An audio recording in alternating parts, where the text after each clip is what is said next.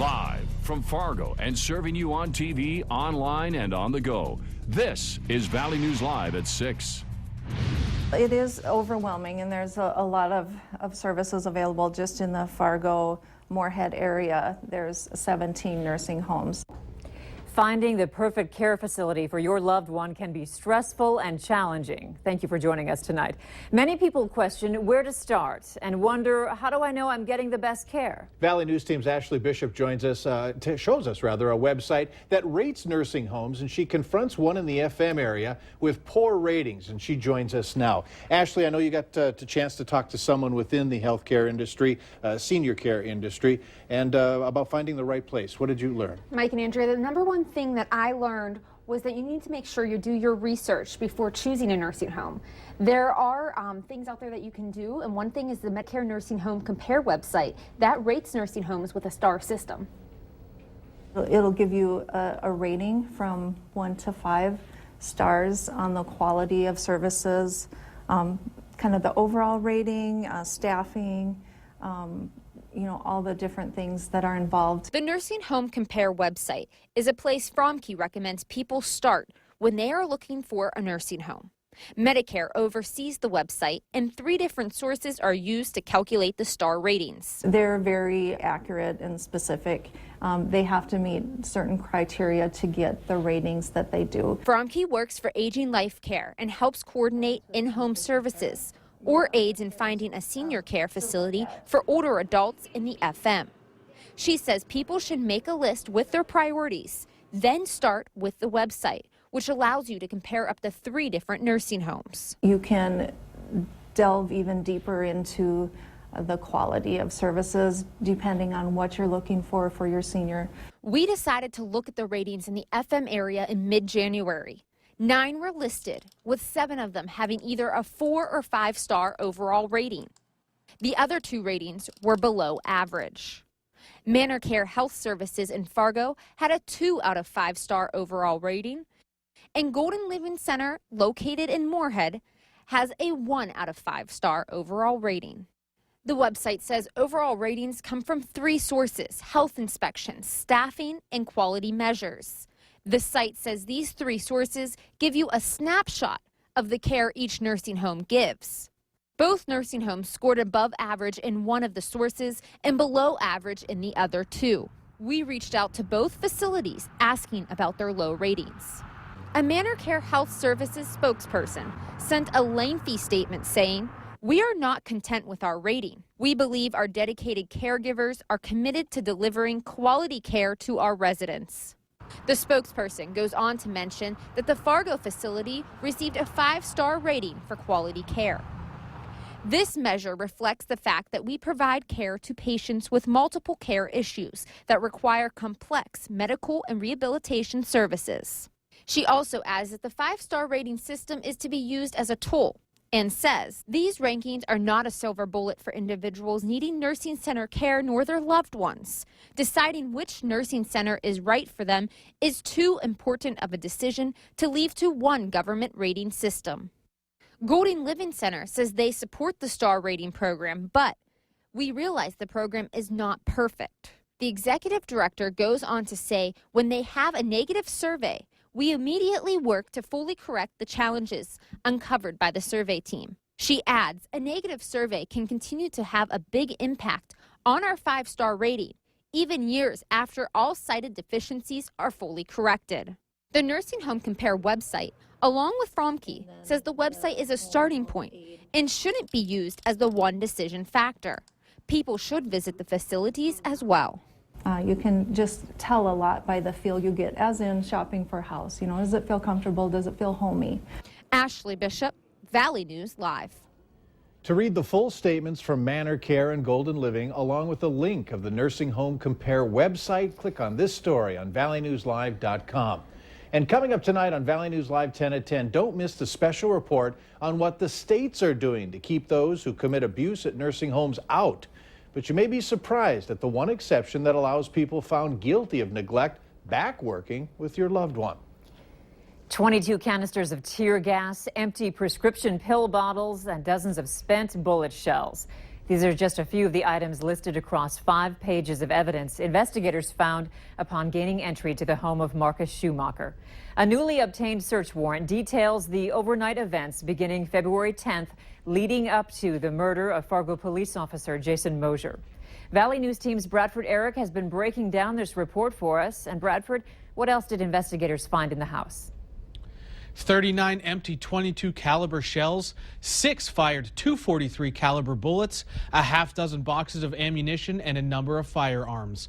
Agents with the North Dakota Bureau of Criminal Investigation list 90 pieces of evidence found in the Schumacher home. That list includes 22 fired tear gas canisters, a 20-gauge shotgun, 2 .22 caliber rifles, and 2 .243 caliber rifles. Investigators also found empty pill bottles with prescriptions made out to Marcus Schumacher for hydrocodone, a powerful opioid painkiller, and diazepam, an anti-anxiety medication also used to treat alcohol withdrawal and muscle spasms. The documents also showed that about 7 p.m. that night, Schumacher's son called dispatch saying his dad was trying to shoot his mother. About an hour later, Marcus Schumacher himself called dispatch, saying he had a gun and would hurt anyone coming near the house. The warrant says shots were fired at about 8:20 and then again at 9:15. It was at 9:23 p.m. dispatch received notice that an officer was down. Remember, the ATF told me that a restoration of rights occurred here in North Dakota, letting Marcus Schumacher own a gun. All right, thank you, Bradford. If you'd like to read more from the search warrant documents, we have them posted on our website. Just go to valleynewslive.com and click on this story. Another cool and gray day, and I hear there's a chance of snow for some in the valley. Let's head over to Hutch for the latest on that. Hutch? Yes, a few flurries falling in the southern Red River Valley now, showing up on the radar. Now, Fargo and Point South just starting to see some of this push into our area, but it's been on and off snowing out to the west of us near the Jamestown and Valley City areas, down towards Lisbon as well for some time, but still no accumulation on road surfaces. Things aren't too bad. You can give yourself a little extra time to drive through those reduced visibilities. Temperatures this evening pretty steady, near 30. Wind shifting north, and that means a cool day ahead before that warm weather we've been talking about. I'll update you on all of that here in a few minutes. A little pain before the game. Right. All right, thanks, Hutch. New information tonight on a story we first brought you months ago. It involves the allegation of misuse of government property against the Stutsman County Sheriff's Department. The BCI investigation was previously completed, and there wasn't enough evidence to charge anyone in the department. Now, one of the suspects, Sergeant Elizabeth Kapp, has been terminated from the Stutsman County Sheriff's Office after working there for nearly 13 years. Sheriff Chad Kaiser said that Kapp had been subject to a performance improvement plan since November after receiving an unsatisfactory performance review. Inside Kapp's termination letter from Kaiser, it says Kapp sent emails about the Kaiser and the investigation saying, quote, "You screwed me over with the evaluation and appeal process, and that the county is run like communists." Kaiser's letter to Kapp also references our jet ski whistleblower investigation several times and says Kapp's actions implies involvement and or withholding of information in the investigation.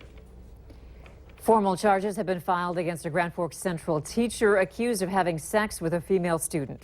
41-year-old James Whalen faces 2 counts of corruption of a minor. The maximum sentence on one of the charges is 10 years in prison. Whalen was hired in 1998. He was put on administrative leave February 22nd. He resigned his teaching job yesterday. According to court documents, Whalen, who was chairman of Grand Forks Central's science department, allegedly had sex with a female student who was at least 15 years old at a Grand Forks residence. One concerned Central High parent we talked with says she wants more information about this case before passing judgment. I was in school when this happened before with a teacher. We just need more information. I'm not making any judgments until we find out a lot more information. Whalen has made arrangements to turn himself into the jail. He had also retained Fargo attorney Robert Hoy. Hoy represented West Fargo teacher Aaron Knodel last year. A bad batch of heroin is being blamed for recent overdose deaths in the area. Local addiction counselors aren't saying how many, but they also add that they're hoping others who are struggling will hear this and get help. Valley News Team's crime and safety reporter Nicole Johnson shows us how those affected by the recent deaths are trying to create change.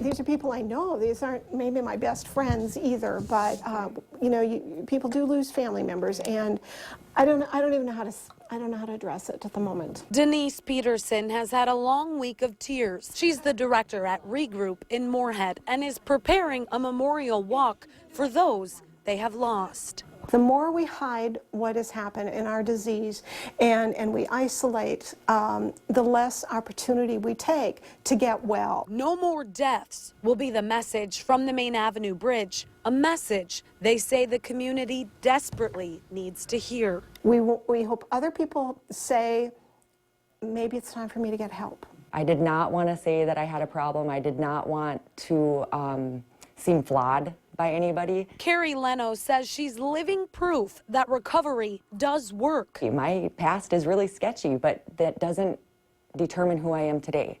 And so now I'm proud to say I'm a person in long-term recovery. My past happened for a reason, and that reason is because now today I can share that past with other people that are struggling and let them know that you're not alone. A painful week for those thinking it could have been me. It could have been my son, my daughter, my dad, or my sister. Nicole Johnson, Valley News Live. If you want to join in on that walk, it's Friday at 5 p.m. You'll meet at Regroup in Moorhead. Also, keep in mind that this isn't just a local problem. They're trying to do something right now on Capitol Hill. Supporters say they're trying to get funding for recovery organizations, address youth addiction, and find ways to support those who are struggling. Tonight on 6:30 Point of View, hear from the Republican candidates who say they want to run the state of North Dakota. Chris Berg will host a forum with Doug Burgum and Rick Becker. They are both running for governor of North Dakota, along with Attorney General Wayne Stenjum. Stenjum's campaign has not made him available to be part of tonight's forum, but you can catch Doug Burgum and Rick Becker tonight on 6:30 Point of View on KX4. Should be a good show. Yes. And today was a big day for reading. Later on Valley News Live at 6, why The Cat in the Hat, Hop on Pop, and Green Eggs and Ham were big hits today. And it's a very nice night to cuddle up with a book. We have a few flakes flying through Fargo. Your hour-by-hour forecast is coming up right after this.